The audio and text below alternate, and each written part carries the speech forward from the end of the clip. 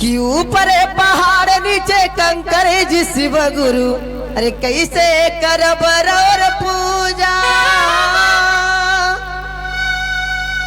इस गीत को सभी दीदी लोग गाते ना दीदी, अपना गांव में चाहे मंदिर में गाते ना दीदी, उसी तरह मीठा मीठा आवाज में गाना है और महादेव को बुलाना है कि ऊपर पहाड़ नीचे कंकड़ ये शिव गुरु, कैसे करब और पूजा।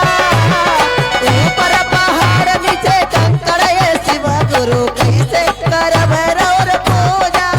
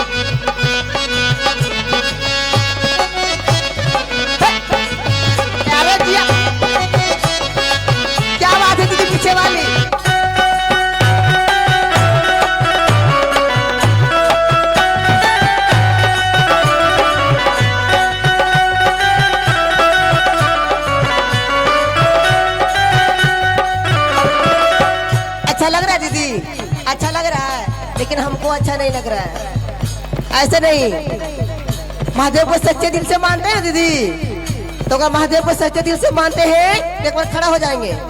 जो सच्चे दिल से मानते हैं तो खड़ा हो जाएंगे, और सच्चे दिल से ना माना हुआ तो बात ही कुछ अलग है।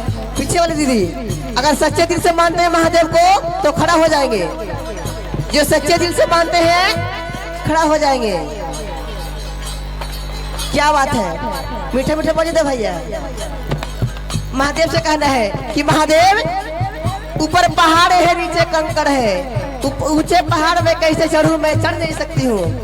मीठा आवाज में बोलना है। जलवा तलनी गुरु मछली के जूठा, जलवा तलनी गुरु मछली के जूठा, मछली के जूठा जी मछली के जूठा। ताली दीदी। अरे कैसे के चरना धोलाई शिव गुरु, कैसे करब और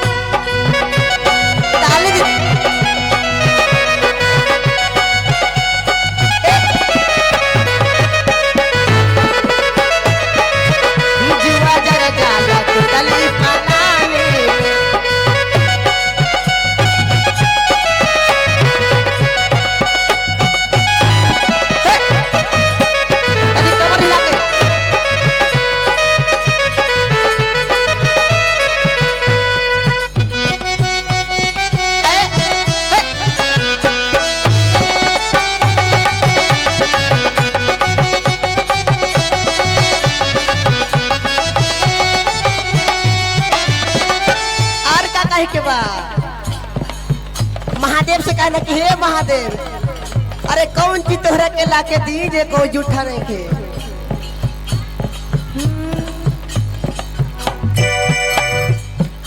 अरे फुलवा तलनी गुरु भवरा के जूठा,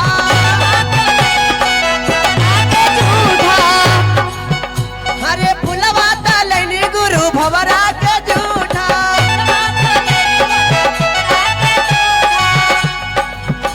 अरे कैसे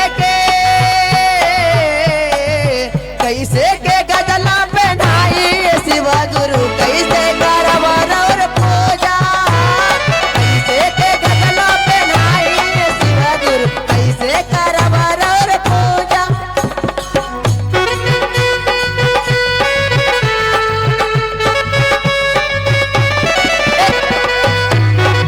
क्या बात है दीदी,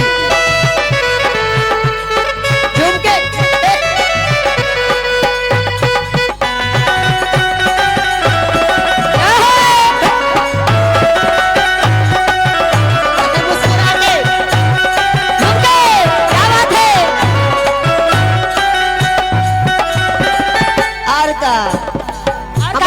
हमार पिंटू भैया कहा थी किनका से ये शिव चर्चा करावे के मन है तो किनका से कराए।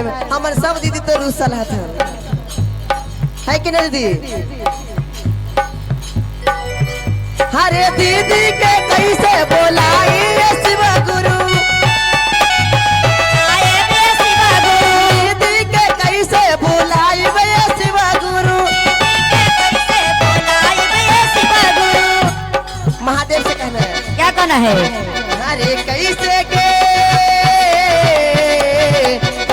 के भजना सुनाई शिव गुरु, कैसे करवा और पूजा, कैसे के भजना सुनाई शिव गुरु, कैसे करवा। अरे ऊपर पहाड़ नीचे कंकर शिव गुरु, कैसे कर